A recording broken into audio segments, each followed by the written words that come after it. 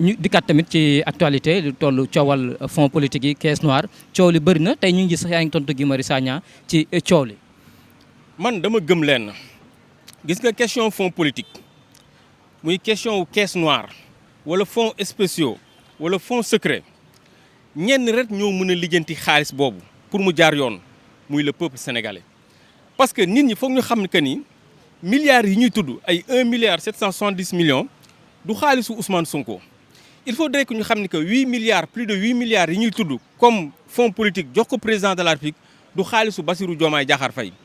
Sénégalais yi il faut ñu xam que ni fonds politique yooyu ñuy wax milliards yu bari yooyu ñuy tudd seen alal la alalu commerçant bi fay batante la alalu marchand ambulant bi la bii fay taxe alalu journaliste yi ñuy dagg ci bulletin de salaire am alalu mécanicien bi la ba si Jakarta man bi ñuy fay buy fay contravention xaalis boobu la ñuy dajale yóbbu ko trésor jox ci président de la République jox ci assemblée nationale jox ci primature kon xaalisu askan bi la. léegi nag askan bi bu ñu bëggee caxat bi ñuy caxatee seen i fonds politique seen i fonds caisse noire askan bi ñoo war a jug mu dakkal ko moo tax man dama jàpp que ni il faut mu am une révolution populaire consciente et républicaine pour que ñu mën a rétablir la transparence par rapport ak fonds politique yi pour que ñu mën a rétablir cette justice sociale parce que Sénégal dafa mel ni ñaari classe moo fi am ñu am ak ñu ñàkk gis nga bu ñu continuer nii population bi bu jëlu ay responsabilités à travers une révolution populaire consciente ñiy ñàkk dañuy continuer di ñàkk ñiy am dañuy continuer di am li xew Sénégal mooy benn élite boo xam ni ñoo àkki moo milliards yi di ci faj seeni soxla di ci dund di ci am teranga bàyyi ñi nga xam ne tey ñoom ñoo dajale milliards yooyu muy le bas peuple muy marchand ambulant bi di mécanicien bi di commerçant bi di père de famille bi nga xam ni il peine à joindre les deux bouts bu ñu bëggee loolu dakk il faudrait que mu am une révolution populaire républicaine et consciente xamal leen que ni alal ji désormais dañu bëgg caisse noire yooyu mu dakk wala boog mu am loi bu koy encadrer pour que ñu mën a xam transparence bi na kan ak kan lañ ci jox mais également askan bi mën ci gis seen bopp parce que léegi transparence bi est-ce que dana yomb ndax gis nañ ni dafa am loo benn gafak yi ngay wax noonu mën na si jox koo xamante ne kilifa la wala koo xamante ne mu ngi ci ay situation mënuñu ko siiwal. waaw mani fonds politique yi caisse noire yi buñ ko utiliser ni ñu ko war a utiliser ñëpp dinañ ci jot ñëpp dinañ ci am mais liñ dul nangu mooy fonds politique yoo xam ni dafay profiter à une tierce personne lan moo tax mécanicien bi mënul profiter ci fonds politique bi lan moo tax marchand ambulant bi mënul profiter ci caisse noire yi lan moo tax cordonnier bi marchand waa Sandaga les commerçants mais jël fonds politique yoo xam ni dafa am la gestion elle est opaque am benn élite bu ciy profiter loolu lañ ni na peuple bi jël ay responsabilités am à travers une révolution populaire et consciente pour ñu exiger la transparence par rapport ak caisse noire yi nga xam ne ñoo ngi koy ñuy xibaar léegi renvoyé nañu procès bi te lii di bracelet électronique bi dindi nañ ko l'ex garde des Sceaux.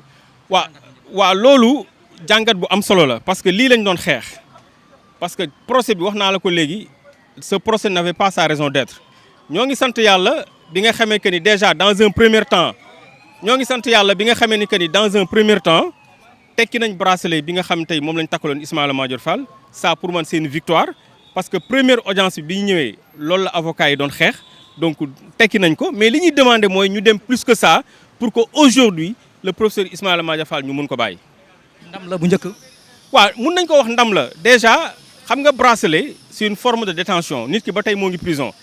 premier avocat yi bi ñu njëkkee ñëw loolu la ñu njëkk a plaider donc aujourd'hui dindi nañ ko ça je pense c'est quelque chose qu'il faut apprécier mais li ñuy demander mooy Ismaïla Madior Fall nañ ko libérer c'est ça. c'est bon. mais yéen population Tëngéej da ngeen ñuy wax. non après on va venir là-bas bu génnee dañ koy accompagner ça on va venir. Oui, je suis un proche, je suis son étudiant. Ah, machallah. Le grand, je suis le secrétaire général des imams de Rufisque. Da ngeen ñu bàyyi ñu ñu wax.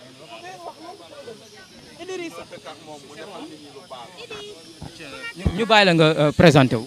Oui, c'est Abdou Khadr, bon, un ancien étudiant de Ismaïla Madior Fall. Un proche, un ami, c'est un parent aussi.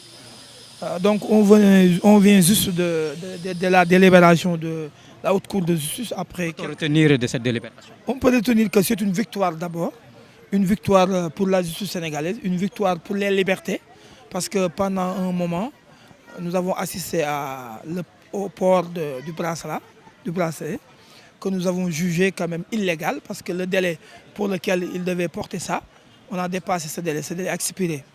Et ensuite, les accusés de façon des témoins de Ismaïla Madior Fall, des témoins qui l'ont cité au cours de l'instruction, ont vu que l'ensemble des éléments du dossier sont tombés comme du beurre au soleil. Donc le procès est vide de son sens. Et ensuite, on a reporté après les vacances judiciaires. Ça aussi, c'est une victoire parce qu'il y a une nouvelle constitution composée de l'avocat El Hadj Diouf. Donc, puisqu'il y a une nouvelle composition de dossier, certainement, ils vont statuer sur le dossier. Ils vont ensuite lire l'arrêt de renvoi devant la cour pour pouvoir se préparer. Parce qu'un avocat, il doit défendre son client. Quand vous voulez défendre votre client, il faudrait que vous maîtrisiez son dossier. Il vient juste de se confier en tant qu'avocat. D'ailleurs, la demande a été formulée dans ce sens-là. Et moi, j'ai vu que la Cour allait dans le sens de la volonté des avocats d'Ismaïla Madior Fall. Donc ça, c'est une victoire, comme l'a rappelé Babacar Ba du Forum du Justiciable. Et nous saluons aussi que Ismaïla Madior Fall n'est pas n'importe qui. Moi qui vous parle, je suis étudiant, il m'a beaucoup encadré. Il a encadré plus de 70 personnes en tant que des docteurs à l'université et plus des professeurs agrégés titulaires des universités. Donc Ismaïla Madior Fall, aujourd'hui, nous dénonçons quelque part. Merci beaucoup. On va essayer de voir maître. Les avocats, bon. L'avocat, il nous faut l'avocat. Il nous faut l'avocat.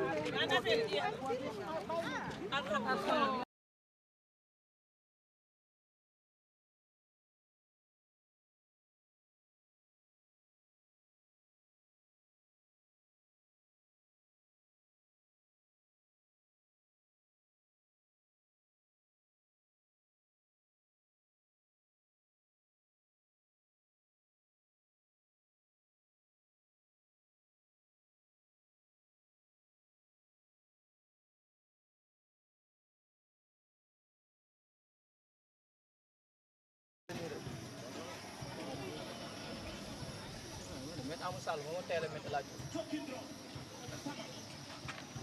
mais laaj bi ngeen tudd mooy ñëw laaj bi rek sama yi mooy ak sama réew wax lu bari waaw mooy sama réew